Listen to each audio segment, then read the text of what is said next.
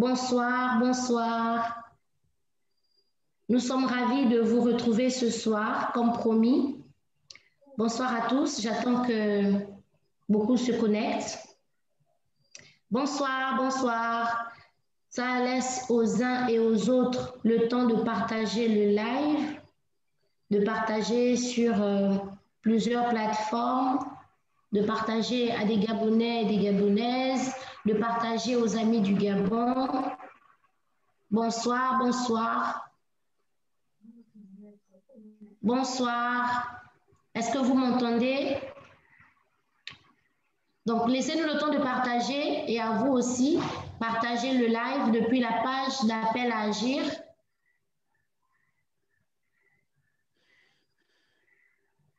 Nous sommes en direct depuis Libreville dans le cadre de notre live hebdomadaire, donc de tous les vendredis dès 20h30, autour de la thématique centrale qu'est la nécessité de déclarer la vacance au Gabon, la vacance du pouvoir, consécutivement aux doutes que nous avons légitimement sur les capacités de M. Ali Bongo à gérer notre pays. Ce soir, nous avons abordé avec vous un thème tout aussi important que ceux que nous avons jusqu'à aujourd'hui abordés. Bonsoir à tous, bonsoir. Je vois Guy Ismaël Moussavou qui est connecté. Merci d'être connecté. Il dit, je suis connecté et je vous entends très bien. Merci, merci à vous Ismaël Moussavou pour le retour. Ismaël Moussavou, vous pouvez partager ce live aussi, partager le lien sur Facebook, sur WhatsApp, inviter le plus grand nombre à se connecter. Invitez tout le monde, invitez les uns les autres à se connecter. Partagez le live, partagez. C'est un plaisir pour nous, Appel à agir, de nous retrouver encore ce soir avec vous. Partagez le live. Merci à toutes ces personnes qui se connectent. Merci, merci. Partagez. Partagez, partagez, c'est alors que je vais vous annoncer qui sera l'invité d'Appel à agir ce soir. Merci d'être connectés très nombreux. Pour le compte d'Appel à agir, nous avons ce soir Jean-Gaspard Tuntumaï, Franck Njimbi, Marcona Essangui, Sido Bian, qui ne sont plus à présenter. Maxwell Chill et Sono regardent. Il y a Patrick Charferry qui regarde aussi. Bonsoir Marien. Oui, merci Marien d'être là. Merci, merci d'être là pour le Gabon. Vous n'êtes pas là pour Appel à agir, vous êtes là pour le Gabon et nous vous en sommes reconnaissants. Bonsoir, bonsoir. Bonsoir à tous, bonsoir Sylvie Minko, bonsoir Demba Ferdinand, bonsoir Honorable. Et Raymond Jean-Marie, toujours fidèle. Merci d'exister, merci d'être là. Merci d'être là. Merci d'être connecté. Partageons le lien sur WhatsApp. Attendez, je partage aussi à mes contacts. Faites autant. Partagez le lien, partagez, parce qu'il s'agit du Gabon. Partagez au maximum avant que je ne laisse la place ou je ne donne la parole à celui qui va faire le propos introductif de ce live. Partagez. Merci, merci.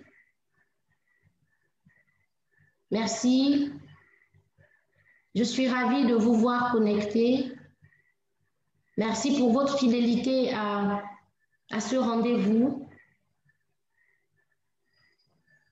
Jules Bertrand Mekamba, bonsoir, bonsoir, bonsoir. Gabonais Développement, jeune leader, bonsoir à vous. Merci, merci. Je vois ma sœur Mbie Claudia qui est là. Bonsoir, bonsoir, bonsoir.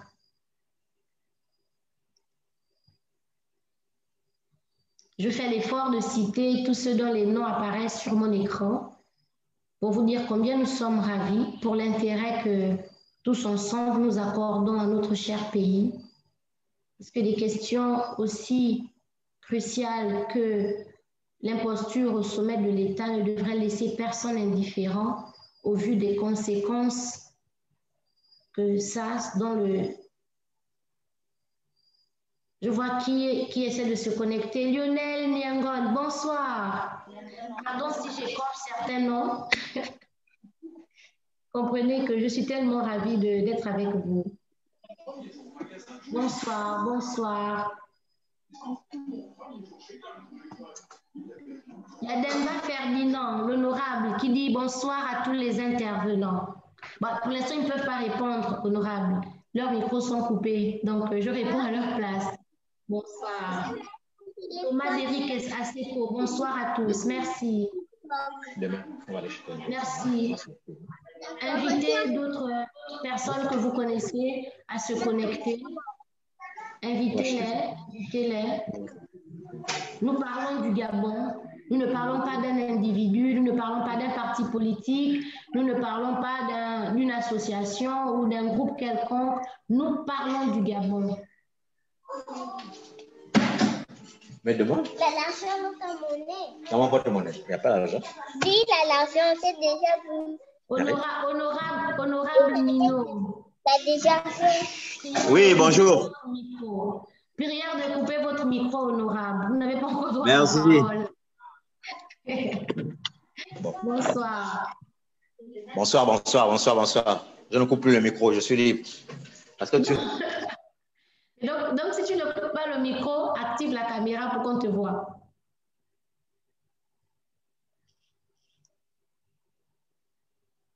Bah, il a préféré couper le micro. OK. Bonsoir, bonsoir. Mais dans quelques minutes, je vais passer la parole à Franck Njimbi qui va introduire ce live de ce soir. Un live que je souhaite, au nom de tous, interactif.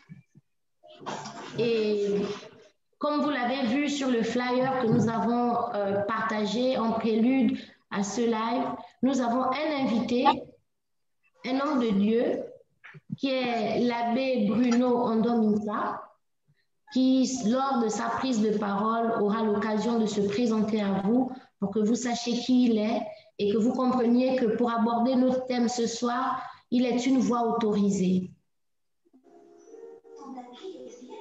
Donc, je nous laisse encore 3 minutes pour partager, après quoi je donnerai la parole à Franck Njimbi. 3 minutes.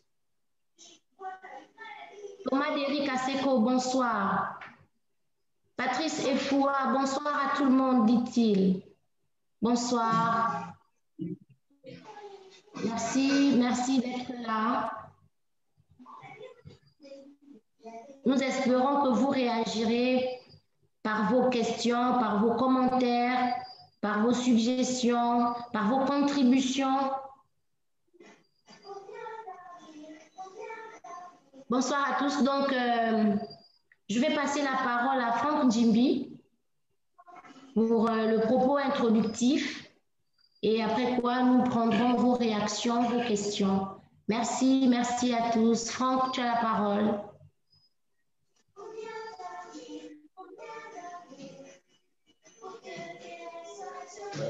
Merci Elsa, merci de me donner la parole. Comme, excusez-moi, j'ai un chat dans la gorge, comme les uns et les autres ont pu le lire, le thème de ce soir que nous abordons dans le cadre de nos directs appels à agir, nos échanges avec nos compatriotes, est les évêques du Gabon confirment l'indisponibilité d'Ali Bongo. Bien entendu, certains vont se poser la question de savoir est-ce que les évêques du Gabon ont réellement dit qu'Ali Bongo était indisponible. À cela, nous répondons des recherches à brut pour point que les évêques du Gabon, en tout cas, ont eu une attitude qui indique bien qu'eux aussi se posent des questions sur la présence d'Ali Bongo au sommet de l'État et que nous appelle à agir. Nous avons retenu de la dernière sortie des évêques du Gabon que dans tous les cas, Ali Bongo, de leur point de vue, n'était plus en capacité de gérer ce pays ou n'est plus en capacité de gérer ce pays. Il faut bien se dire que depuis toujours, les relations entre l'Église catholique et le pouvoir politique, notamment le pouvoir PDG, ont été des relations qui ont été des relations que certains ont présentées comme des relations de complicité. On a même souvent accusé l'Église de soutenir, de trop soutenir ou de se laisser vassaliser par le pouvoir politique. En 1990, on a bien noté au moment du changement démocratique à la conférence nationale que la conférence nationale était présidée par un prélat, donc en l'occurrence le monseigneur Basile Weingone. Certaines personnes se permettent même de dire ou pensent que si la conférence nationale de 1990 n'a pas été souveraine, c'est-à-dire que si ces actes n'ont pas été exécutoires, c'était simplement parce que le président de cette conférence nationale, qui était le monseigneur Basile avait présidé son peuple. D'autres disent aussi que cette conférence nationale a pu acter le fait qu'Omar Bongo pouvait terminer son mandat jusqu'en 1993. C'était aussi du fait de la tendance du président de l'Église du président de la conférence nationale, qui était l'archevêque Basile Bey, à faire la courte échelle au pouvoir en place. Dans tous les cas, on a noté que l'Église a toujours observé un silence, si ce n'est une complicité, du moins un silence bienveillant vis-à-vis des actes du pouvoir. Malgré les violations des droits humains, malgré la malgouvernance chronique, malgré toutes les hérésies qu'on a pu constater, l'Église n'a jamais pris position ouvertement contre le pouvoir. Que ce soit après la présidentielle controversée de 1993 qui a débouché sur les accords de Paris, ou après une autre présidentielle controversée en 1998, la présidentielle de 2005 qui est une des moins controversées du Gabon, mais qui reste quand même une élection controversée, la présidentielle de 2009 aussi qui était une présidentielle très controversée, puis celle de 2016, on a toujours noté que l'Église n'a jamais pris de position ouverte. Certes, on a pu noter qu'il y a eu le monseigneur Madega Leboakéan qui a pu dire au moment de la présidentielle de 2016, avec cette phrase qui est devenue proverbiale, il ne faut pas déclarer l'échoué admis et l'admis échoué, pour mettre en garde la Cour constitutionnelle contre la tendance à inverser les résultats ou à transformer l'élection en un jeu de dames qui perd gagne. On avait certes noté ça en 2016, mais tout ça est resté quasiment anecdotique. On a noté aussi quelques temps après 2016 que l'abbé Dimitri Ayatébé avait pris une position assez ferme. Il était curé de la paroisse au séminaire Saint-Jean de Libreville, avait pris une position ferme, mais là aussi, c'est resté presque anecdotique. Et à ce moment-là, on avait d'ailleurs vu la réaction vigoureuse, violente du ministre de l'Intérieur, qui était déjà l'actuel ministre de l'Intérieur, Lambert Noël Mata. Mais tout ça a été resté anecdotique simplement parce qu'au moment de l'attaque du quartier général de Jean-Ping, après l'attaque du quartier général de Jean-Ping, après l'élection présidentielle de 2016, on a bien vu que l'Église chrétienne a observé un silence que certains pourraient qualifier de complice, d'autres jugeraient bienveillant vis-à-vis du régime. On a même noté après que l'Église s'est lancée dans des messes, d'actions de grâce dans des messes pour essayer d'absoudre, comme s'il s'agissait d'absoudre le régime.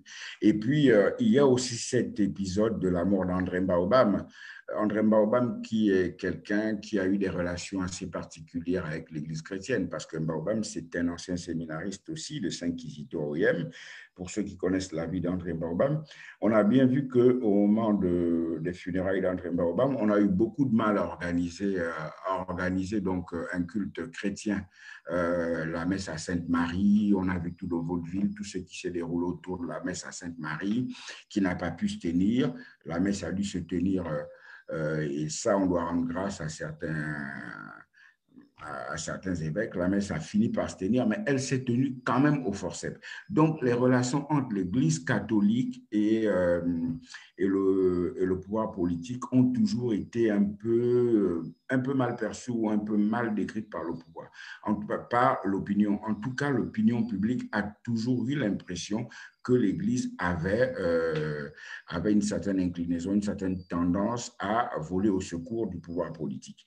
Même après l'accident vasculaire cérébral d'Ali Bongo à Riyad, on a bien noté que l'Église catholique n'a pas pris une position. Certes, le Gabon est un État laïque, personne ne le nie. Certes, on ne demande pas à l'Église de remplacer les partis politiques. Ce n'est pas son rôle de remplacer les partis politiques, mais la doctrine sociale de l'Église, et ça, le monseigneur l'abbé Bruno Ndominsa, qui est avec nous ce soir, pourra en parler mieux que moi, la doctrine sociale de l'Église édicte quand même des principes qui doivent permettre aux chrétiens, aux hommes de Dieu, aux religieux de vivre leur foi et de réconcilier donc leur foi chrétienne avec les préoccupations de ce monde. Et de ne pas s'éloigner totalement des préoccupations de ce bas monde, parce qu'après tout, Dieu n'a pas pu nous donner un corps physique pour que nous laissons les uns et les autres le maltraiter de cette manière. Donc après l'accident vasculaire cérébral, on a bien noté qu'il y a eu un silence de l'Église. On est rentré donc dans cette période, il y a eu cette religion du covidisme qui s'est développée, hein. C'est devenu une religion qui est venue concurrencer la religion chrétienne. Elle s'est développée. On est entré dans cette période de confinement, semi-confinement, tout ça. Et puis, à un moment donné, l'Église a été obligée de sortir du bois. Elle a été obligée de sortir du bois. On a bien vu, au moment de la pénalisation, de la dépénalisation de l'homosexualité, elle a pris position. Mais avant ça, on a noté quelques jours avant aussi que le nouveau code pénal, eh bien, contient des dispositions qui menacent les ministres du culte de graves sanctions au cas où ils venaient à prendre des positions qui vont à l'encontre, je résume, hein, ce n'est pas caricatural ce que je dis, je résume, au cas où il viendra à prendre des positions qui vont à l'encontre de la politique du régime. Voilà, je caricature, je crois que c'est l'article 230, je le dis de tête, du nouveau code pénal qui le dit. Donc, on a noté ça, mais on a noté qu'au moment de la dépénalisation, l'Église s'est quelque peu émue. Parce que l'Église s'est émue de la dépénalisation de l'homosexualité, le nouvel archevêque métropolitain donc, de Libreville, Monseigneur Jean-Patrick Ibaba, que nous saluons avec déférence ce soir, Monseigneur Jean-Patrick Ibaba a été reçu le 10 juillet dernier, si ma mémoire ne me joue pas des tours, a été reçu par Ali Bongo. Et au sortir de là, je n'ai pas pris part à l'audience. Et ce que nous savons de ce qui s'est dit de ça, nous ne le savons que par les tweets qui sont attribués à Ali Bongo lui-même. Je dis bien qui sont attribués à Ali Bongo. Je n'ai pas dit des tweets d'Ali Bongo. Des tweets attribués à Ali Bongo, donc qui sont l'œuvre de ces community managers. Les community managers d'Ali Bongo nous ont fait comprendre que ce jour-là, il était question entre Jean-Patrick Ibaba et Ali Bongo de la réouverture des églises. De la réouverture des églises. Ça, c'était le 21, oui, le 21 juillet dernier. Parce que le 11 jours avant, ce sont plutôt les églises baptistes, les églises inspirées du mouvement du Réveil qui s'étaient émues, et le ministre de l'Intérieur leur avait répondu à l'époque que ça appartenait, cette décision appartenait au Premier ministre qui était à l'époque Julien Koor-Bekale. 11 jours plus tard, Jean-Patrick Ibaba est reçu par Ali Bongo. On nous dit qu'ils ont évoqué la question, donc nous sommes le 21 juillet, qu'ils ont longuement évoqué la question de la réouverture des lieux de culte. Et puis, jusqu'à ce jour, on observe que les lieux de culte sont toujours fermés. Curieusement, on note simplement, entre-temps, que la semaine dernière, eh bien, les évêques catholiques du Gabon viennent sur la place publique pour dénoncer la fermeture des lieux de culte et pour demander leur ouverture. Il nous semble que Ali Bongo et Jean-Patrick Ibaba se sont entretenus sur cette question le 21 juillet, du moins selon les community managers d'Ali Bongo. Pourquoi est-ce que après ça, Jean-Patrick Kibaba n'est pas retourné voir Ali Bongo pour en discuter. Sans doute parce qu'il n'y a plus d'Ali Bongo. Sans doute, non pas qu'Ali Bongo ne soit plus de ce monde, mais parce qu'Ali Bongo n'est plus en capacité de recevoir Jean-Patrick Kibaba et de discuter de certaines choses. Si Jean-Patrick Kibaba n'est pas reparti voir Ali Bongo, c'est sans doute parce que Ali Bongo n'est plus en capacité de le recevoir et d'apprécier la situation. Ça repose le débat sur la nécessité de constater la vacance du pouvoir. Les églises, on a bien vu que les églises qui d'ordinaire avaient de coutume pouvaient aller voir Ali Bongo, pouvaient aller lui poser les problèmes qui se posaient à leur fonctionnement, ne sont plus capables aujourd'hui d'aller le rencontrer et qu'elles ont été obligées, les évêques du moins ont été obligés, les évêques ont été obligés de venir sur la place publique comme ça, dire leur courroux, dire leur désarroi, étaler leur frustration, alors qu'on sait bien qu'ils savent que le chemin qui mène au bureau d'Ali Bongo ne leur est pas totalement inconnu. S'ils n'ont pas emprunté ce chemin, ça veut dire que ce chemin semble inempruntable aujourd'hui. Et pourquoi ce chemin paraît inempruntable aujourd'hui alors que le 21 juillet dernier, donc il y a à peu près moins de 2 mois, Jean-Patrick Kibaba a pu emprunter ce chemin. Pourquoi il ne peut pas l'emprunter aujourd'hui? Parce que simplement, au bout du chemin, il n'y a plus d'interlocuteur. Question que nous posons aux Gabonais aujourd'hui, c'est est-ce que nous allons observer cette situation? Voilà ce que je pourrais dire en entrée. Merci. Merci à toi, Franck Djimbi. J'ai clairement compris, comme tous ceux qui nous suivent d'ailleurs, que c'est de l'abondance du cœur que la bouche parle. Mais nous aurons le temps de revenir sur cette question pertinente que tu as posée in fine. Si le chemin de la présidence, donc le chemin vers Ali Bongo, a toujours été ouvert pour l'Église et qu'il y a quelques mois, en juillet, enfin pour être plus précise, en juillet, le chef de l'Église catholique avait été reçu par Ali Bongo, avait, selon les community managers d'Ali Bongo, eu la promesse d'Ali Bongo qui aurait une réouverture certaine des lieux de culte.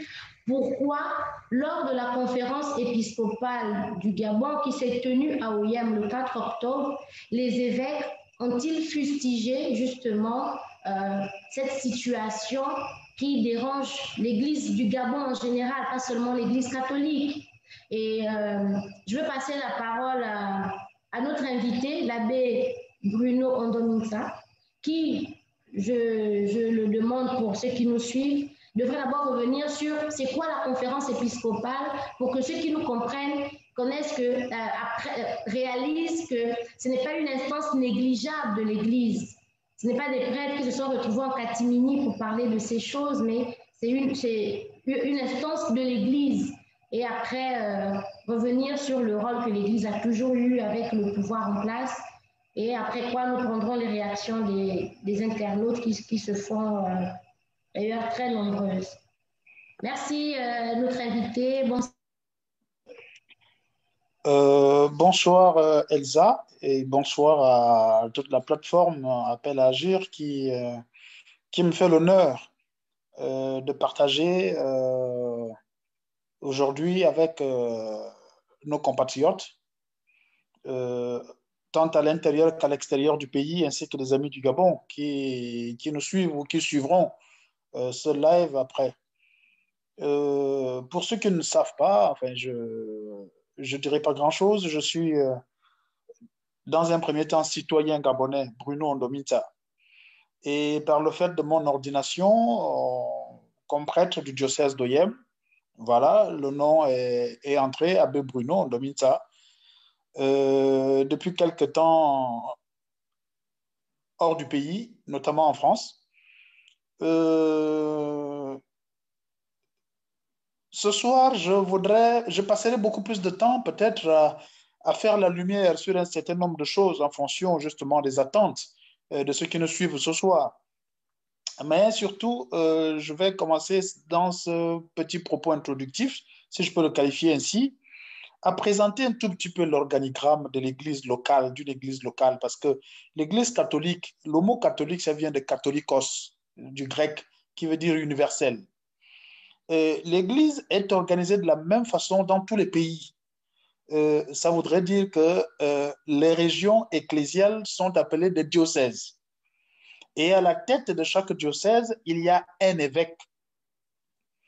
Et c'est l'évêque qui se retrouve être responsable du diocèse qui est dans une métropole qu'on appelle archevêque. De ce fait, quand on est archevêque, on n'est pas le chef des autres évêques dans un pays. Le pape, lui, il est pape, c'est parce que lui siège au diocèse de Saint-Pierre, à qui le Christ avait remis les clés, qui est le diocèse de Rome. Il est d'abord évêque de Rome. Donc, l'ensemble des évêques du Gabon constitue ce qu'on appelle le collège des évêques et qui porte dans chaque pays un nom. Leur réunion, leur assemblée, c'est ce qu'on appelle la conférence épiscopale. Épiscope, c'est évêque tout simplement. C'est la conférence des évêques d'un pays. Donc, la conférence épiscopale du Gabon s'est réunie effectivement il y a quelques jours en session extraordinaire à Oyem. Et entre autres sujets, parce qu'ils ont surtout discuté de l'enseignement privé catholique au Gabon, mais entre autres sujets, les évêques sont revenus sur la situation de crise liée à la Covid qui secoue notre pays et qui est en train de mettre à nu, parce que contrairement à ce que certaines analyses pourraient dire, l'Église aurait été si amie avec le régime, avec le pouvoir, qu'on aurait peut-être constaté un poids, deux mesures, c'est-à-dire on aurait dit à l'Église catholique, bon, ouvrez vos églises, puisque vous êtes nos amis, les autres fermez-les. Mais avec ce qui se passe, notamment depuis la crise de la Covid, on se rend compte peut-être qu'il y a quelque chose qui ne cadre pas. Et si vous avez lu le document, la déclaration finale des évêques du Gabon, lors de ces assises à Oyem, ils ont rappelé les accords cadres qui lient l'État gabonais avec le Saint-Siège. Parce qu'à l'intérieur de ces accords cadres, justement, il y a un certain nombre de choses à respecter. Et les lieux de culte appartenant à l'Église catholique sont supposés jouir du principe de l'extraterritorialité. Et lorsque le ministre de l'Intérieur s'est invité, comme il le fait, avec l'Église catholique au niveau du Gabon, oui, la crise sanitaire aidant, c'était suffisamment objectif, mais la crise sanitaire en question, parce que dans les autres pays, dans les autres États laïques, l'Église a un tout petit peu un rôle de société civile, comme une association ou une ONG. D'ailleurs, en France, ici, on parle des associations diocésaines, pour parler du diocèse, loi 1901. Donc, au Gabon, aujourd'hui, les syndicats peuvent se réunir. Les autres associations peuvent se réunir. On voit les ministres en tournée à l'intérieur du pays prendre des bains de foule. Donc, l'Église qui est supposée être dans cette catégorie se surprend en train de se voir interdite d'ouvrir, d'exercer son culte, alors que c'est garanti à l'intérieur des accords cadres que le Gabon a signés avec le Saint-Siège. Donc, cette ingérence dans l'organisation interne de l'Église cause déjà un gros souci dans les relations qui lient l'État gabonais dans ses engagements avec les autres États, parce que le Saint-Siège est un État. Ça, c'est purement du côté du droit. Maintenant, lorsque la conférence des évêques d'un pays s'est réunie, effectivement, parce que beaucoup de Gabonais qui me suivent ce soir, la grande majorité de la communauté chrétienne ou de la grande majorité des Gabonais pensent que quand on est archevêque de Libreville, on est le chef de l'Église catholique au Gabon. Ce n'est pas vrai. L'archevêque de Libreville n'est pas le chef des autres évêques. Ce n'est pas lui qui parle au nom des évêques du Gabon. Celui qui parle au nom des évêques du Gabon, c'est le président de la conférence épiscopale du Gabon.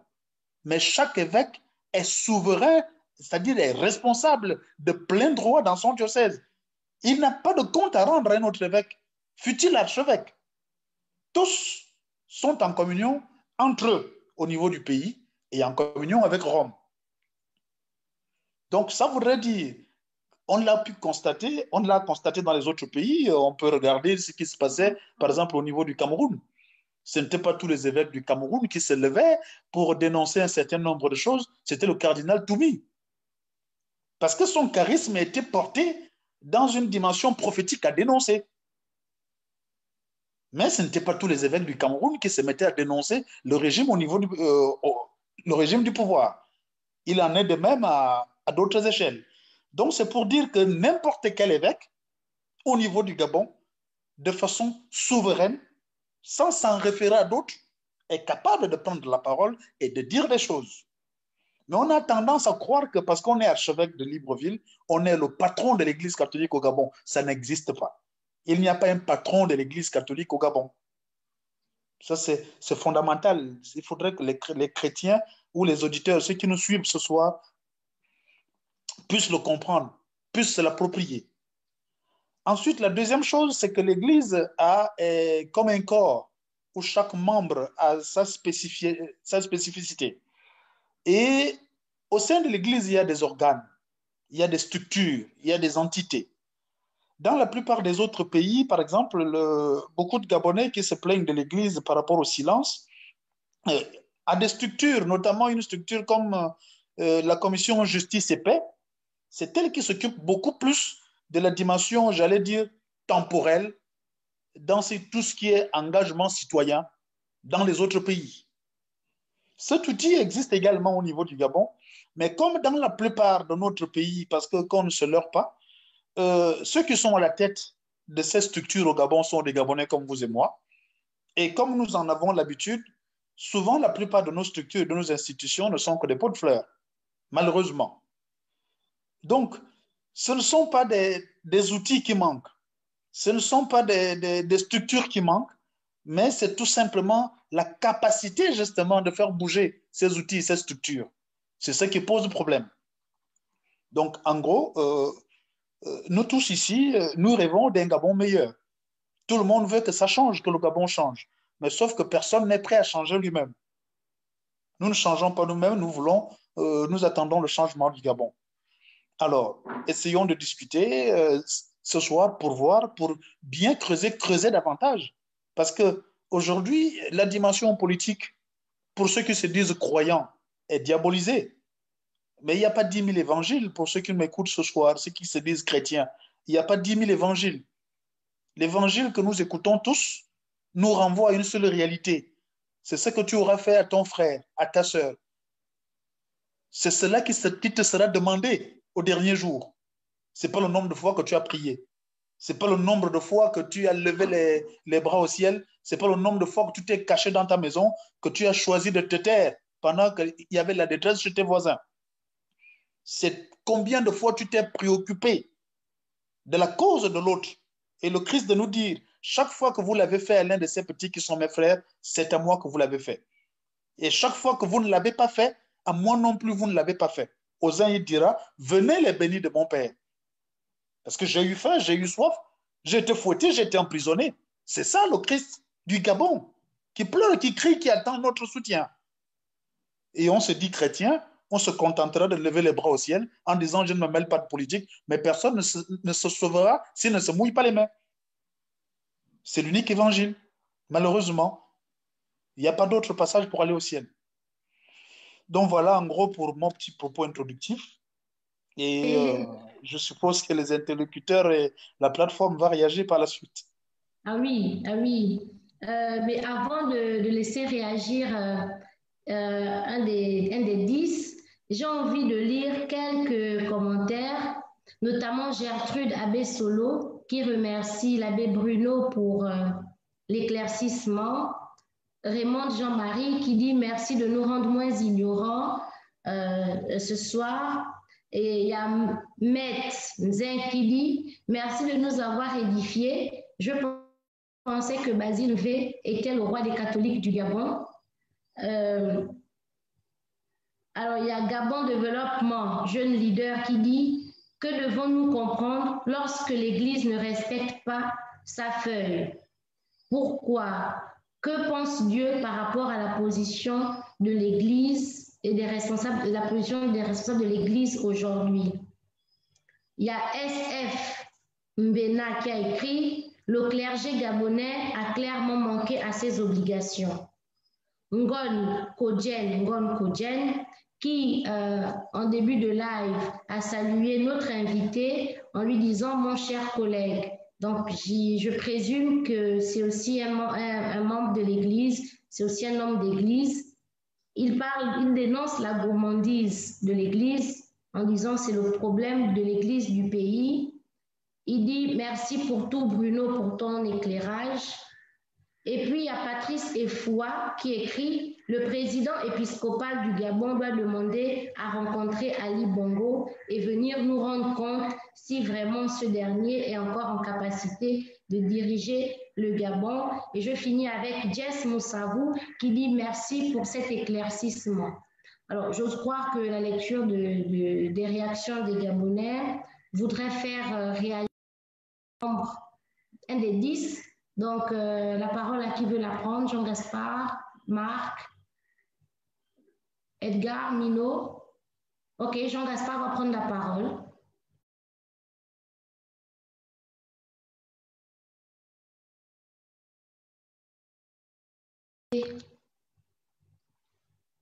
Ton micro, oui. Oui.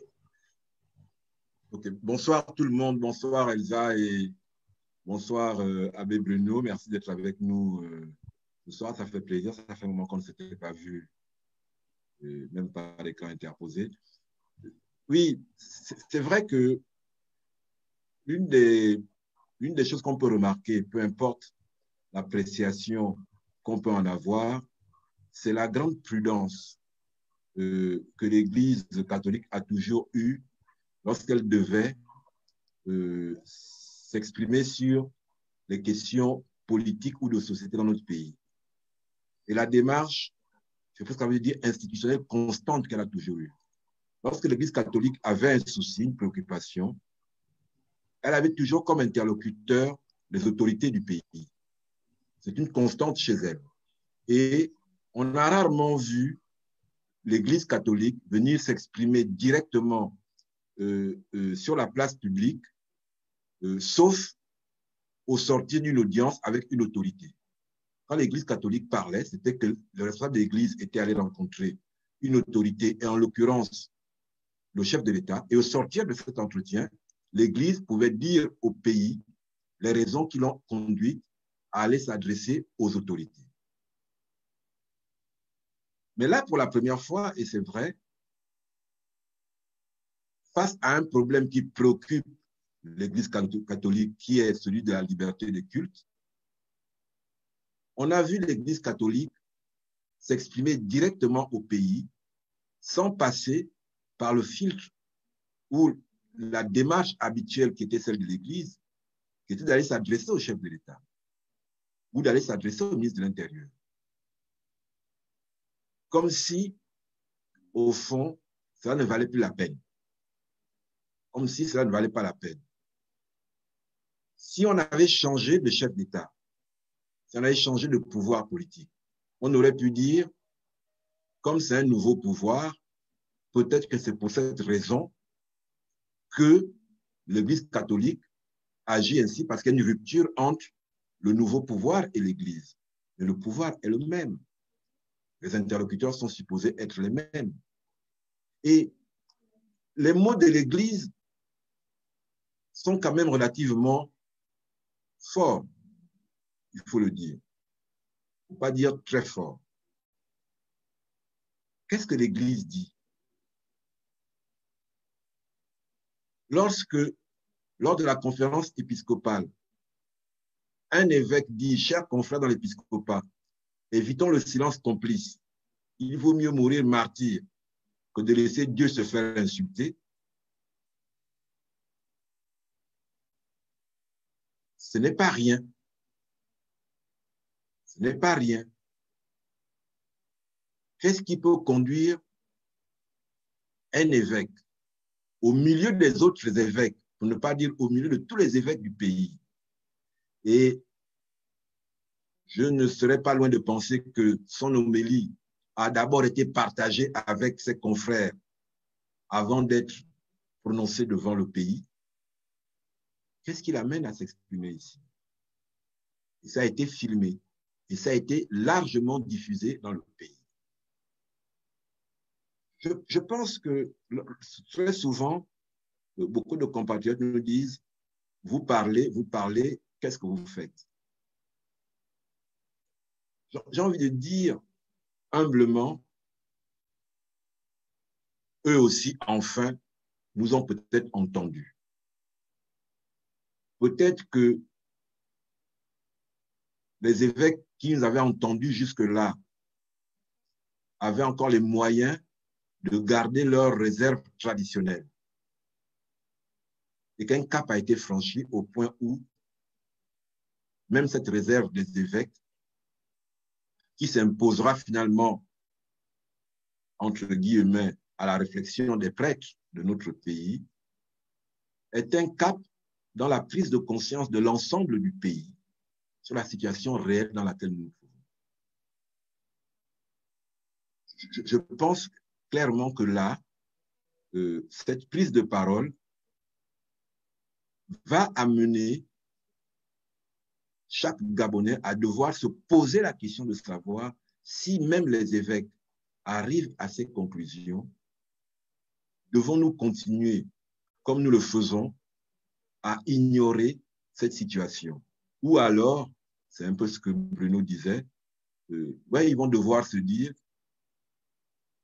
que devons-nous faire? Normalement, cette homélie, et je suis sûr que c'est le cas, a dû être l'objet d'échanges entre les jeunes chrétiens catholiques de ce pays qui ont peut-être interrogé chacun son prêtre, le prêtre de sa paroisse, qui se sont interrogés entre eux et qui les a au fond obligés à discuter ensemble au sein de l'Église catholique de la situation du pays. Parce qu'au fond, à la fin de la journée, c'est à cela qu'invite l'homélie de l'évêque Bouyem. C'est un peu ce que je voulais dire. Je vais te rendre la parole, Elsa, et te permettre de continuer à animer nos échanges. Ok, merci à toi, Jean-Gaspard. Merci pour ton intervention qui a fait réagir. Et donc, j'ai beaucoup de réactions de Gabonais et des amis du Gabon que je voudrais lire avant de passer la parole à un autre des 10. Il y a Hassan Mendy qui demande, il y a Nzamba Hassan qui demande, qui dit merci pour l'édification. Toutefois, que fera l'Église si le 25 il y a des arrestations pour non-respect des prescriptions de la loi en question? Laure Mébiam dit, et demain, les mêmes Gabonais connectés sur ce live et qui semblent en accord avec ces dires viendront dire que l'Église est politique. Combien de personnes osent, en temps réel, réclamer la réouverture des lieux de culte? Ceux qui jouent les sourds-muets et aveugles seront pourtant bien les premiers à remplir les églises lorsque les démarches engagées aboutiront. Un peu stressant, dit-elle. Il y a Yolande Mengue qui dit « Il est temps de briser l'omerta. Tout le monde sait qui tire les ficelles. Dans l'église même, les gens d'en face ont des antennes. » Il y a Roland Madou. « Bonsoir, félicitations déjà pour votre émission. Je crois que les vrais hommes de Dieu et quelques médecins doivent impérativement rendre visite au chef de l'État et nous dire exactement s'il va bien ou pas. Prenez votre courage. » SF Mbena. Jean-Marc, tu veux prendre la parole? Quelques minutes, quelques instants, s'il te plaît. Certains évêques, et en particulier ceux de l'intérieur du pays, s'expriment souvent. C'est peut-être la raison pour laquelle on les envoie en brousse. Brice Ovono, l'argumentation est claire et logique. Merci, que les hommes de Dieu se réveillent. L'Église catholique est souvent complice du système PDG. Si possible, on peut confirmer que les églises de réveil catholiques protestantes sont toujours du côté du pouvoir et non du côté des opprimés. Bref, aujourd'hui, les chrétiens, prêtres, pasteurs, gabonais sont des hommes de Dieu mécontents ou des vrais hommes de Dieu. Dieu seul sait. Voilà, donc, c'est des réactions. Moi, je pense que c'est plus des réactions qui invitent l'Église du Gabon au sursaut. Mais je voudrais rappeler à ceux qui sont connectés, à ceux qui réagissent, merci, Mais la question qui nous a menés à avoir ce thème, les évêques de l'Église catholique confirment l'incapacité d'Ali Bongo est la suivante. En fait, on a envie de comprendre, on a envie qu'on nous explique comment l'Église, qui a toujours été un interlocuteur de ce système, l'Église qu'Ali Bongo a souvent rencontrée, comment cette dernière n'a plus accès, notamment l'Église catholique. Pourquoi la porte des appartements ou de la présidence d'Ali Bongo est dorénavant fermée à l'Église? L'Église crie, l'Église hurle, le peuple de Dieu, le peuple gabonais hurle à l'ouverture des lieux de culte. En retour, silence radio de la part d'Ali Bongo. Les Gabonais savent qu'Ali Bongo, dans sa politique spectacle, n'aurait pas raté l'occasion de recevoir les hommes de Dieu pour montrer aux yeux du monde qu'il y a la légitimité, que l'Église, en venant le rencontrer, reconnaît un tant soit peu qu'il est le président des Gabonais. Pourquoi Ali Bongo devient sourd? Pourquoi Ali Bongo devient-il muet aux sollicitations de l'Église? Donc, c'est ça la question centrale de notre live ce soir. Et je m'en vais passer la parole à l'un des 10, d'abord à celui qui veut la prendre. Marc, Edgar. Marc, OK. Marc, tu as la parole. Merci Elsa. Merci à l'abbé Bruno d'être avec nous ce soir. J'apprécie son franc-parler, il a toujours été ainsi. Je voudrais rappeler un fait. L'Église catholique nous a formés. Je pense qu'au-delà de l'aspect spirituel qu'on peut voir dans l'intervention du conseil épiscopal, je pense que c'est comme cela qu'on le désigne, il y a une préoccupation liée au système éducatif dans notre pays. Je suis un ancien de l'Immaculée Conception. J'ai été formé au CS Angon, j'ai été formé à l'école catholique de Molaison, mon village. Et la plupart de ceux qui sont là, Franck, Nino, Edgar, ce sont les anciens de Bessieux, de Kouaben, même Jean Gaz, je crois qu'il est passé par là, même si c'est un ancien du lycée Mba. Alors, il n'est pas passé par là. C'est pour vous dire que l'élite gabonaise aujourd'hui, la plupart de ceux qui sont aux commandes de ces pays sont passés par des institutions gérées par l'Église, que ce soit l'Église protestante, l'Église catholique. Aujourd'hui, ce soir, nous parlons de l'Église catholique, la sortie des responsables de cette Église catholique. Ça veut tout simplement dire qu'il y a une crise. Et l'homélie de Monseigneur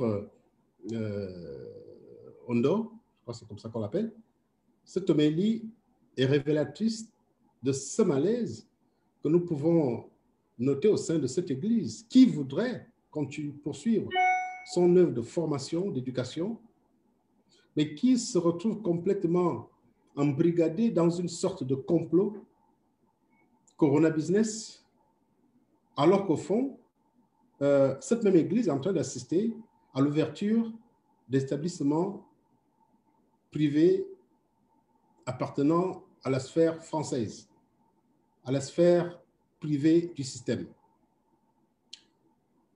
Il y a cette préoccupation. Je voudrais considérer cette préoccupation liée à l'éducation parce que parler du côté spirituel, l'aspect spirituel, c'est peut-être ramener l'intervention, la sortie des évêques au soupçon que beaucoup de Gabonais essaient de porter sur, c'est-à-dire ils ne perçoivent que le côté dîme. Il y en a qui n'hésitent pas à reprocher à ces églises qui réclament l'ouverture des lieux du culte de cette obsession d'appeler les chrétiens à aller verser la dîme. À la limite, ils ont envie de dire que la dîme manque, les dons sont en train de faire défaut à ces hommes d'église. Et c'est ce qui les pousse à sortir. Moi, je mets de côté ces considérations. Est-ce que dans un pays comme le nôtre, on peut se passer de la formation des jeunes? Nous sommes à la fin, nous sommes au début du mois d'octobre. Et je me rappelle quand on était à l'école, on partait de nos villages pour débuter les cours en septembre. Le plus souvent, c'était début septembre, mi-septembre. Mais aujourd'hui, nous sommes en mi-octobre. Les établissements scolaires sont toujours fermés. Et on nous annonce l'ouverture de ces établissements scolaires au mois de novembre. Encore faudrait-il savoir ce qui va se passer au mois d'octobre, au mois de novembre, tant pour moi. Et ce malaise au sein de l'Église est perceptible partout. Nous étions invités dans le cadre d'une organisation, on était au sein de l'Église Alliance chrétienne. Ce sont les mêmes plaintes que nous avons enregistrées. Est-ce qu'on peut vivre dans un pays quand ces personnes morales, ces instances morales qui éduquent la population sont à l'écart de la lutte contre, par exemple, la pandémie de la COVID-19? Quelle a été la place, par exemple, de ces églises dans la lutte contre la pandémie? Est-ce que le gouvernement a considéré que le réseau que constituent ces églises est un réseau très puissant?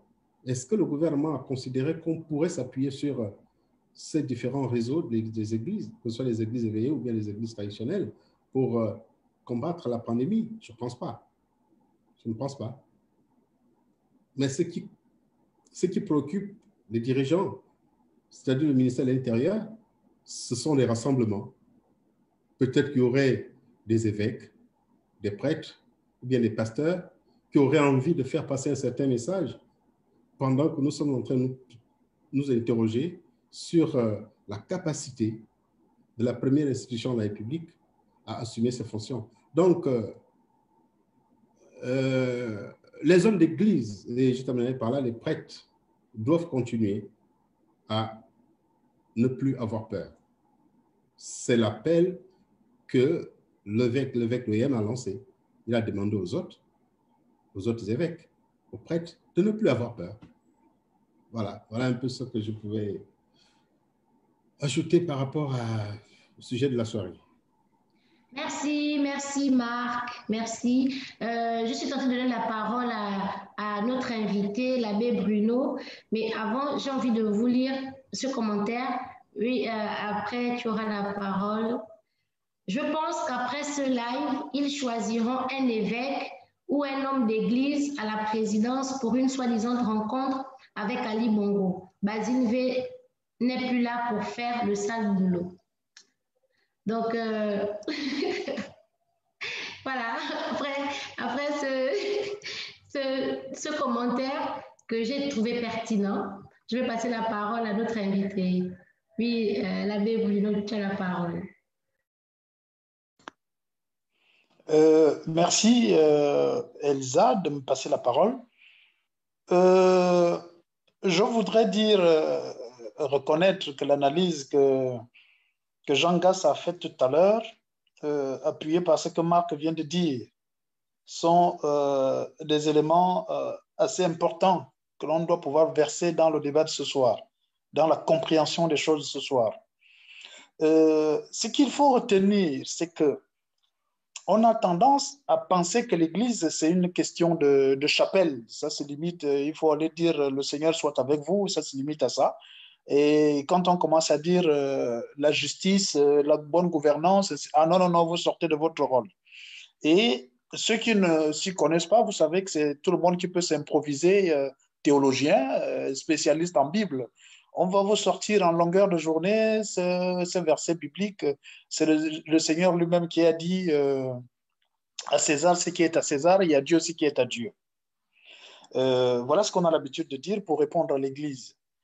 Mais je voudrais aujourd'hui, ce soir de façon particulière, éclairer la lanterne de ceux qui nous écoutent pour rebondir dans ce que Marc a dit et nous amener à apprécier l'homélie de Monseigneur Jean-Vincent Ondoyen, évêque d'Oyem, qui est le vice-président de la conférence épiscopale des évêques du Gabon.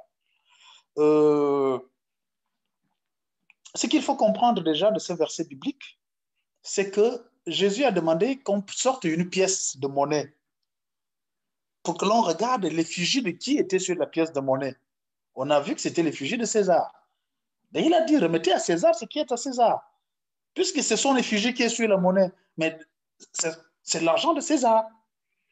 Maintenant, remettez à Dieu ce qui est à Dieu. Est-ce que nous nous sommes posé la question de savoir qu'est-ce qui est à Dieu? Où se trouve l'image de Dieu? Mais la Bible déclare que c'est l'homme qui est à l'image de Dieu.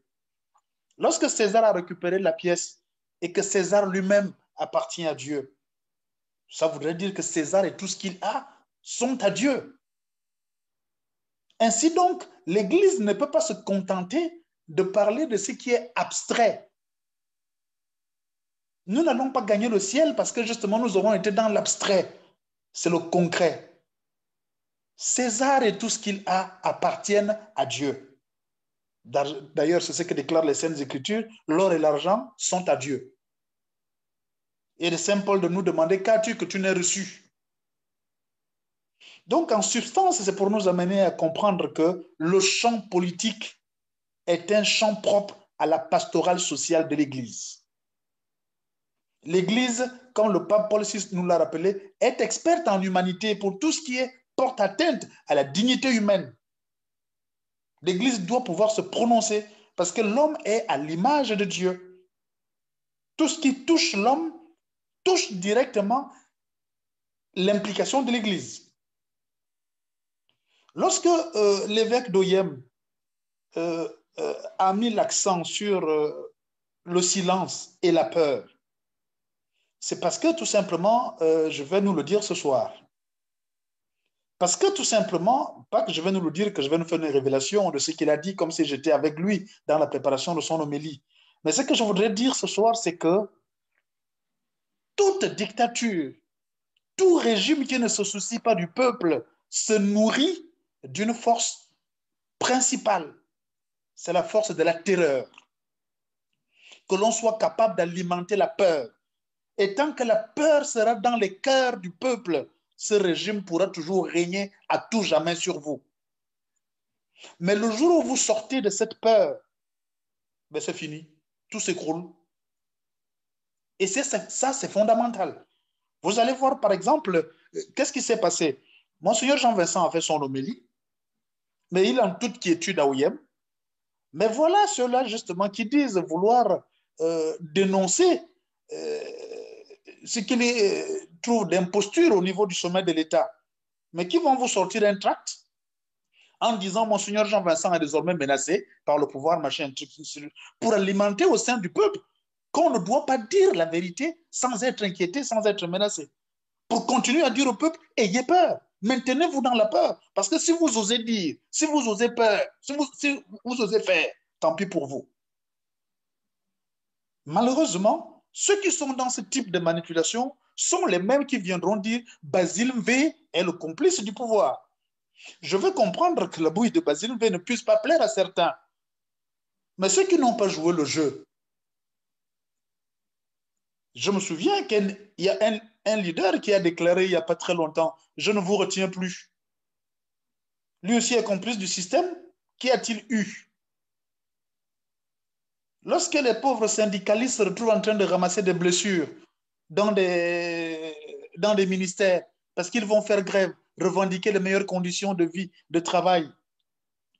Mais il y en a qui disent « Ah non, moi je préfère sauver mon bout de pain, même si c'est un bout de pain qui est rempli d'asticots, qui nous fait perdre notre dignité. » Mais on attend que ce soit les autres qui aillent se battre. Donc je pense que la dimension de la peur doit pouvoir être examinée par le peuple gabonais aujourd'hui. Saint Augustin, et j'aime le répéter à chaque fois que j'interviens devant des gens pour le compte de l'Église avec un statut d'homme d'Église, en disant Saint Augustin nous a laissé une belle citation. Dieu qui nous a créés sans nous ne nous sauvera pas sans nous. Je vous assure que si on scrute les homélies des prêtres dans les paroisses, si on scrute ce que ces différents évêques disent, même ceux que nous condamnons, mais qui ne sont pas nécessairement relayés, on se rendra compte qu'il est souvent arrivé qu'ils disent des choses. Mais nous voulons qu'ils le disent lorsque nous le voulons ou comme nous le voulons. Mais nous sommes un peuple, comme dans une équipe de football, tout le monde ne va pas devenir gardien, tout le monde ne va pas devenir attaquant. Chacun a besoin d'être compétent dans son domaine. Aucun pasteur de Dieu, aucun ministre du culte n'a jamais appelé pour dire qu'il faut soutenir telle ou telle cause. Mais le silence que vous et moi, nous pouvons condamner, ce silence, ce n'est pas seulement lié à l'Église. Il est lié à tout ce qui se dit chrétien. Parce que notre mission prophétique qui incombe à tout baptiser, notre mission prophétique, c'est de dénoncer le mal. Dénoncer et haïr le mal, combattre le mal. Mais aujourd'hui, qu'est-ce que nous constatons au niveau de notre pays? Nous allons traiter les autres de voleurs parce qu'ils arrivent à détourner des milliards. Mais c'est des milliards, comme je l'ai dit à des compatriotes il n'y a pas longtemps, qui sont à leur disposition qu'ils détournent. Mais il y en a qui n'ont que les 5 000, les 10 000, les 20 000 à leur disposition, dans leur petit niveau, qu'ils détournent aussi. Ça voudrait dire qu'ils auraient eu ces milliards, ils les auraient détournés. La vraie question est de savoir, est-ce que nous sommes prêts à tourner la page du visage du Gabon aujourd'hui? Parce que Monseigneur Jean-Vincent, dans son homélie, a posé des questions sur la situation de notre pays qui devient une situation préoccupante, inquiétante. Comme un père qui constate qu'il y a du désordre dans la maison, qui se pose des questions, qui s'interroge, qu'est-ce qui ne va pas? Et moi, je pense que cette interrogation, on a passé trop de temps dans notre pays à montrer combien de fois nous étions des érudits, combien de fois nous étions compétents, combien de fois nous pouvons faire des analyses, combien de fois nous pouvons, mais nous restons toujours comme ces commentateurs de matchs de foot qui sont dans les tribunes.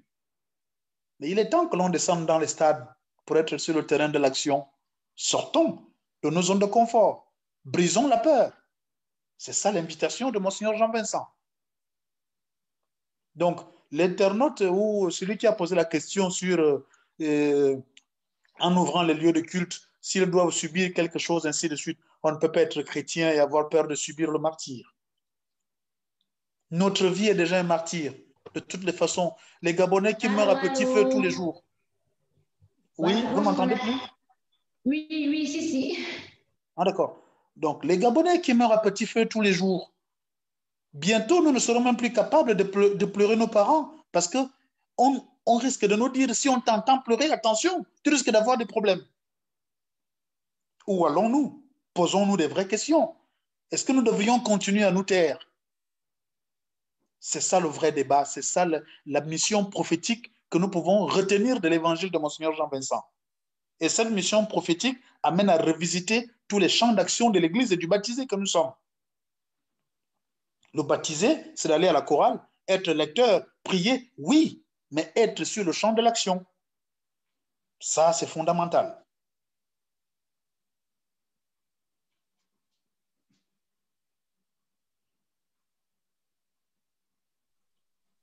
Merci, Abbé Bruno. Je crois que Elsa a un petit souci de connexion. Donc, je vais me substituer. Ah, Elsa est revenue? Oui, désolée.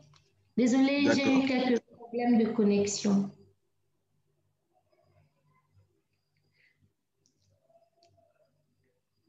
Du coup, je ne sais plus à quel niveau était notre invité. Avait-il fini de oui, parler ou pas? il avait fini et il t'avait rendu la parole, Elsa.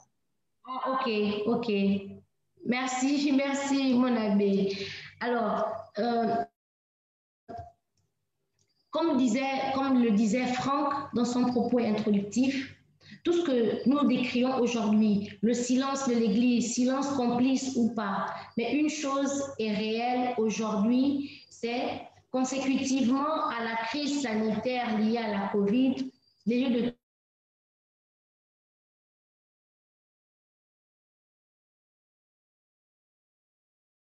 les parlementaires se retrouvent à 143, ils reçoivent les membres du gouvernement, donc ils se retrouvent à 200, 250, les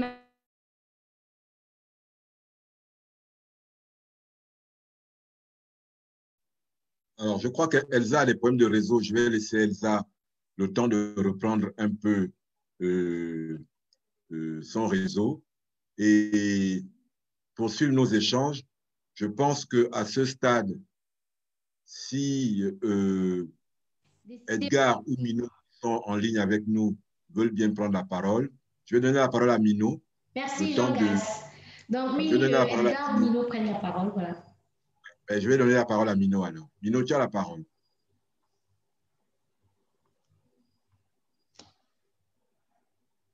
Lance ton micro, Mino, s'il te plaît.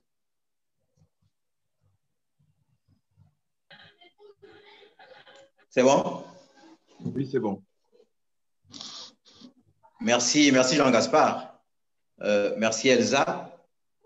Je crois que si nous avons mis ce thème-là à notre émission de ce soir, c'est pour essayer de conforter notre discours depuis le début, qui dit que M. Ali Bongo n'est plus en capacité de gérer ce pays. Tu l'as rappelé tout à l'heure, et le discours historique de Jean Vincent, ou l'homélie historique de Jean Vincent, du Monseigneur Jean Vincent, nous conforte un peu dans notre discussion. Je ne sais pas si je suis entendu là.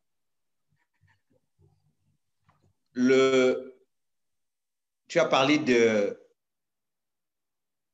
d'une église qui avait l'habitude de parler de façon institutionnelle, qui avait une démarche institutionnelle qui contraste avec sa sortie de dimanche dernier.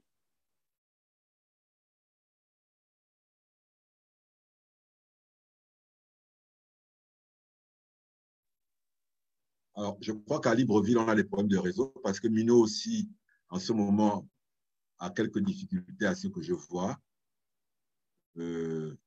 J'espère qu'il va pouvoir récupérer rapidement le réseau. Bon, Edgar, puisque toi, tu es l'informaticien de la maison en plus, je vais te laisser prendre le relais de Mino et Mino pourra revenir à temps. Merci, Edgar. Merci Jean-Gaspard, merci l'abbé Bruno, merci à tous nos compatriotes. Je vais aller dans le même sens que Mino tout à l'heure. Nous, on se bat depuis 2 ans à vouloir démontrer au peuple gabonais que Ali Bongo n'est plus en capacité d'assumer les devoirs de sa charge. Et j'essaie de faire un lien avec ce que venait de dire l'abbé, qui, à mon sens, a presque tout dit. Je crois qu'il nous a donné une bien meilleure interprétation des propos de l'évêque Jean Vincent. C'est-à-dire que on a eu au Gabon un coup d'État, silence radio d'Ali Bongo. C'est quelque chose qui a plus ou moins ébranlé les institutions. Et la plus haute des institutions s'est tue. Là, on a la sortie d'une conférence épiscopale. Ce n'est pas rien. Encore silence radio. Mais je pense que le message qui est passé au travers de cette homélie, c'est de dire aux chrétiens gabonais que nous sommes face à nos propres responsabilités. Et comme le disait l'abbé Bruno, personne d'autre ne viendra jouer ce match de football à notre place. Et je vais faire le lien avec notre live de la semaine dernière. Je continue à confirmer qu'il y a un coup d'État qui s'est opéré. Et je pense que la sortie des évêques n'est que le ras-le-bol. Et un ras-le-bol qui invite chaque citoyen à assumer ses responsabilités devant l'histoire. Moi, je ne vais pas parler longtemps, simplement dire à mes chers compatriotes que nous sommes en train de connaître quelque chose de très grave dans l'histoire de notre pays. C'est un peu désolant que nous nous contentons de spéculer, nous nous contentons de regarder, nous nous contentons de commenter. Je pense qu'on a l'obligation, on a le devoir de vérifier que notre pays a à sa tête celui qui a prêté serment. Élu ou pas élu, je ne vais pas rentrer dans ce débat-là. Je suis en train de dire que celui qui émarge pour le Gabon, celui qui parle au nom du Gabon, c'est Ali Bongo. Je suis surpris que les évêques du Gabon fassent une sortie. On nous dira demain, après-demain ou la semaine d'après qu'Ali Bongo a reçu l'ambassadeur de tel pays, qu'il a reçu tel président. Non, je continue à dire que nous sommes des citoyens gabonais. C'est nous qui élisons le président du Gabon. Il exerce la souveraineté du peuple gabonais au suffrage universel par le vote. Mais c'est quand même, c'est quand même irrespectueux, c'est injurieux du peuple gabonais qu'on nous dise qu'il reçoit des gens d'ailleurs, il reçoit des gens qui n'ont rien à voir avec le peuple gabonais, quand les Gabonais même se doutent de sa capacité à pouvoir tenir la barre du bateau dans lequel on est tous. Mais bon sang, qu'on nous l'amène là à Rio, on discute avec lui.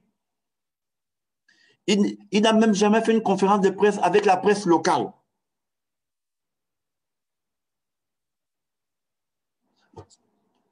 Moi, je pense que je pense que Monseigneur Jean-Vincent a tout dit. Et je pense que l'interprétation ou la réexplication de l'abbé Bruno, pour moi, est largement édifiante. La balle est dans le camp du Gabonais, au Gabonais lui-même de récupérer sa souveraineté, de récupérer sa citoyenneté et de l'exercer. Je crois que voilà ce que moi je voulais dire. Et je crois que je le dis un peu depuis longtemps. Je voulais simplement tirer un rapport de cause à effet que quand même l'Église du Gabon n'a plus d'interlocuteurs, c'est qu'il n'y a personne en face. Voilà. Oui, il n'y a personne en face. C'est vrai que nous, ce n'est pas à nous qu'il va falloir le dire parce que au niveau de notre collectif, quand nous disons depuis plus d'un an qui dirige le Gabon, c'est de cela que nous parlons. Et Mino le disait tout à l'heure aussi, il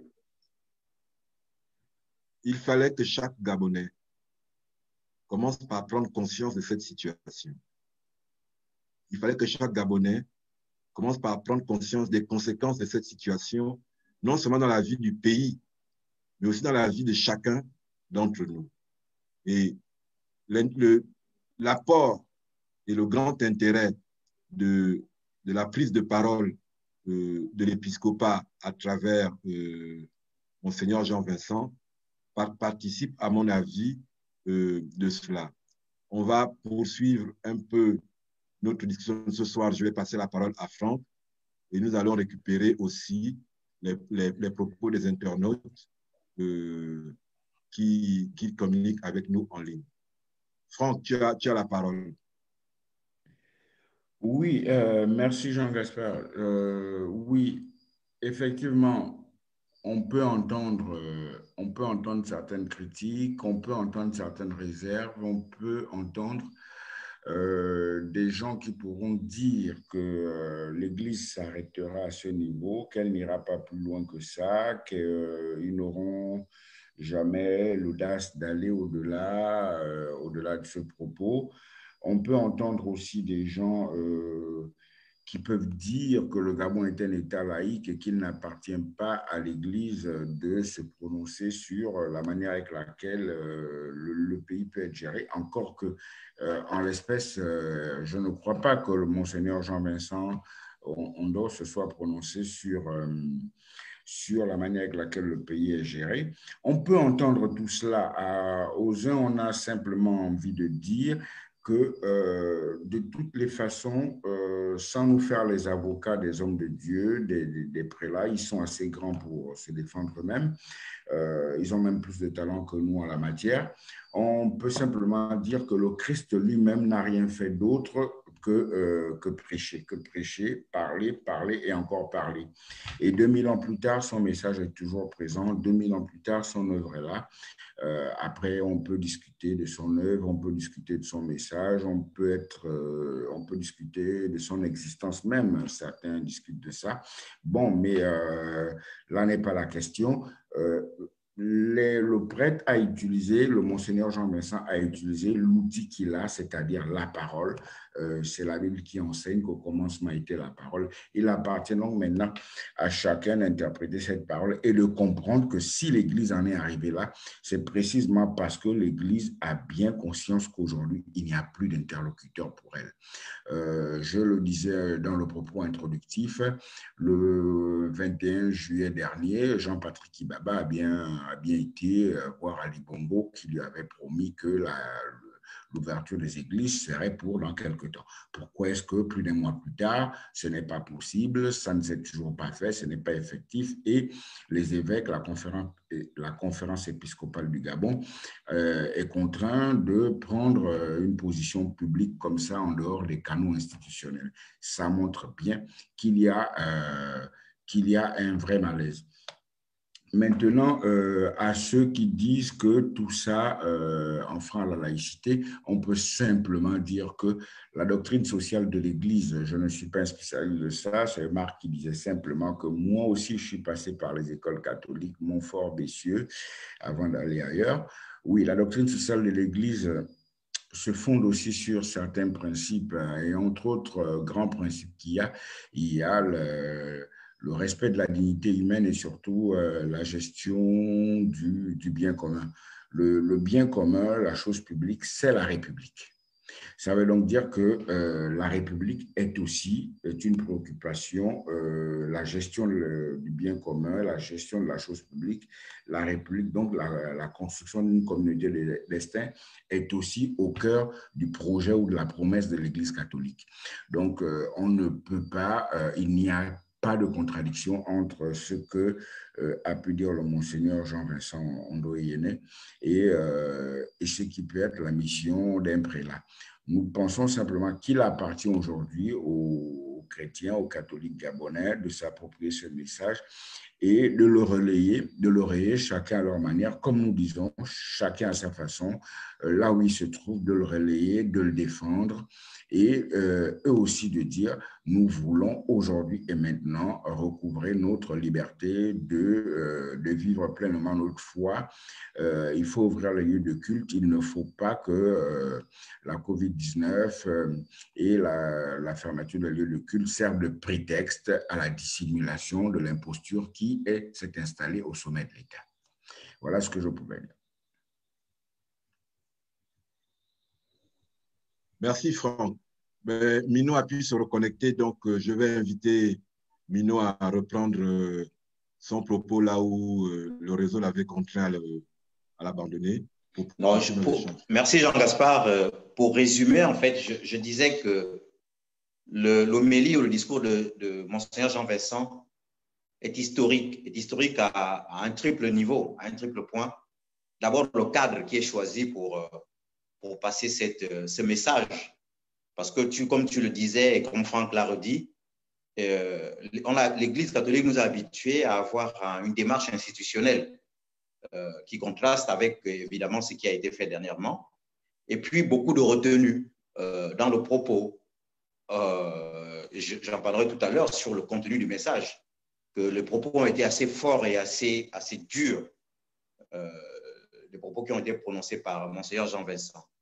Sur le deuxième niveau, c'est au niveau, effectivement, du message. Monseigneur Jean-Vincent fait un diagnostic sur l'état du pays, même s'il fait un questionnement, mais en même temps, ces questionnements sont en même temps des réponses à la situation du pays. Il nous dit dans quel pays nous sommes. Il fait aussi un message sur la peur, sur le silence, qui est un diagnostic qu'il fait vis-à-vis de son Église, qui est un diagnostic assez brutal sur la situation de l'Église au Gabon, qui a peur, une Église qui a peur, une Église qui est dans le silence. Il le dit d'ailleurs pour les appeler à appeler ces religionnaires à ne plus avoir peur. Ce que nous sommes, ils ne le sont pas. Ce que nous avons, ils ne l'ont pas. C'est un appel pour leur dire de quoi avons-nous peur, puisque non seulement ils ne sont pas ce que nous sommes, mais en plus, ils n'ont pas ce que nous avons. Donc, vraiment, Monseigneur Jean-Vincent a mis les pieds dans le plat par ce discours. Et puis, le troisième niveau, c'est le canal choisi pour faire passer ce message qui, comme je le disais tantôt, ce canal n'est pas institutionnel, n'est pas habituel pour une église, pour une institution qui est ancrée dans le fonctionnement de la République, comme une institution qui a les portes ouvertes partout, qui a la capacité de discuter avec un président de la République, qui a la capacité de discuter avec le gouvernement, et qui se retrouve à devoir communiquer par les voies informelles qu'utilisent les activistes comme nous, ou les politiques de l'opposition, c'est-à-dire par le canal de Facebook, de WhatsApp, etc. Donc, en fait, et c'est ça notre questionnement, si l'Église catholique, qui a pignon sur rue dans ce pays, qui a l'habitude d'entrer à la présidence sans cogner à la porte, est obligée de passer par les mêmes méthodes que nous pour communiquer, ça veut dire que l'interlocuteur en bout de chaîne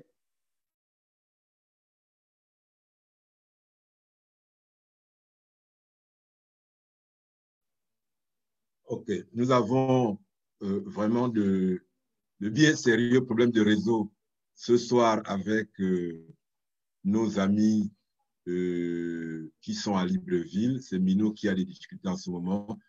On va aussi, parce que ça fait quand même déjà 1h20 que nous sommes ensemble, on va aller vers la conclusion de notre propos. Je vais donc demander à Bruno, parce que c'est l'habitude chez nous, de conclure notre rencontre de ce soir. Donc, Monsieur l'abbé, la parole est à vous pour le mot de conclusion ou de synthèse de ce que nous nous sommes dit ce soir. Je vous remercie, je te remercie encore, Bruno, d'être des nôtres. C'est un grand plaisir pour moi personnellement et je crois pour chacun d'entre nous. Tu as la parole. Merci beaucoup, Jean Gass. Et bon, avec les soucis techniques que l'on a eu, on n'a pas pu avoir non plus les retours des autres internautes qui ont continué à réagir et ainsi de suite. Mais bon, ce n'est pas bien grave. Au moins, là, on a pu communier avec les autres compatriotes ce soir. Et je voudrais particulièrement remercier l'appel à agir parce que vous êtes sur le terrain au Gabon, vous vous exprimez au Gabon, quand bien même les autres ont fait le choix justement du silence complice. Et on pense que ce silence complice n'appartient qu'à certains. Regardons un tout petit peu les réseaux sociaux au niveau du Gabon, combien beaucoup sont obligés de s'y exprimer avec, de façon masquée, avec des faux noms, des faux profils, parce que tout simplement, ils sont dans une logique de la peur. Et si moi j'ai un mot central à dire aujourd'hui, c'est que chacun de nous comprenne la place de la peur dans le surplace que nous faisons dans notre pays aujourd'hui. Et cette peur, souvent, c'est la plupart d'entre nous qui l'alimentons, qui l'entretenons et qui la gardons au-dedans de nous. On ne peut pas être chrétien et avoir peur. Imaginez cette image du diable qui est derrière avec un fouet en train de courir derrière le Christ qui fuit. On ne peut pas avoir le Christ avec soi et vivre dans la peur. C'est contraire. On ne peut pas avoir l'amour de sa patrie, penser que c'est la mère nourricière, voir comment on est en train de malmener ces seins qui font couler le lait et être indifférent. Une fois de plus, j'ai envie de dire, le Gabon agonise. Et les questions que s'est posées que Monseigneur Jean-Vincent s'est posées dans son homélie sont des questions justement qui invitent à un engagement formel, mais un engagement réel, un engagement qui engage chacun de nous. Donc, une fois de plus, je voudrais inviter à ce que l'on sorte de nos zones de confort. L'Église qui a souvent été présentée comme étant une Église complice, comme étant une Église silencieuse, comme étant une Église qui n'est pas du côté du peuple, voilà que l'Église vient de jouer sa partition. Et il y a eu un débordement. Nous sommes sur le point de marquer le but de la victoire. La passe décisive, elle est donnée. Il appartient au buteur maintenant de marquer le but de la victoire. Nous voulons tous la libération du Gabon, que ça change. Mais nous ne voulons pas que ça change au Gabon pour que ce soit des uns qui crient victoire et que ce soit des autres qui perdent. Nous voulons que ce soit un Gabon qui gagne pour tous et où il fait mieux vivre pour tous. Pour cela, je pense que le bien fondé des échanges de ce soir, c'est de comprendre justement c'est quoi le rôle de l'Église, mais surtout de se convaincre que c'est chacun de nous qui est membre de cette communauté ecclésiale qui fait Église. Si moi je me considère comme chrétien et que je pense que les bergers sont des évêques, sont des prêtres, la parole, le ton sont donnés, les évangiles sont là, qui nous invitent et qui nous répètent cette parole du Christ. Ce n'est pas un esprit de peur que vous avez reçu, mais un esprit de force, d'amour et de raison. Alors, manifestons cet esprit de force, d'amour et de raison pour le bien de notre mère patrie, le Gabon. C'est tout simplement ce petit mot de fin que je voudrais dire avec toutes mes félicitations et mes encouragements à appel à agir pour cet éveil citoyen. Merci à toi, Bruno. À tous les compatriotes et amis de notre pays qui nous ont suivis ce soir, je vous dis également merci. Il y a Franck qui demande la parole et je vais lui proposer donc de conclure notre soirée à la place d'Elsa. Elle aussi, malheureusement, le réseau a eu raison d'elle. Vous n'aurez pas le plaisir de sa charmante voix pour conclure notre propos. Oui, vas-y Franck, tu peux prendre la parole, c'est à toi. Juste pour dire, et Bruno l'a dit, il y a eu un mot ce soir, la peur. Le monseigneur Jean-Vincent Ondoye nous l'a dit, la peur. Pour reprendre ce propos qu'on attribue au Christ dans les évangiles et qui est devenu célèbre, cette formule célèbre du pape Jean-Paul II lors de son intronisation, n'ayez pas peur. Pour dire aux Gabonais, n'ayez pas peur. Et chacun sait qu'à partir du moment où un évêque était apparu à Cracovie, de l'autre côté du rideau de fer, les gens avaient compris que l'idéologie communiste n'était pas une idéologie athée comme on prétendait. Et de là est partie la chute du rideau de fer. N'ayez pas peur, ayez foi en ce que vous faites et continuez à vous poser la question qui dirige le Gabon et continuez à vous battre pour obtenir une réponse vraie et définitive à cette question. Merci. Bonne soirée à tous et à nous retrouver la semaine prochaine. Je vous remercie. Bye bye. Au revoir.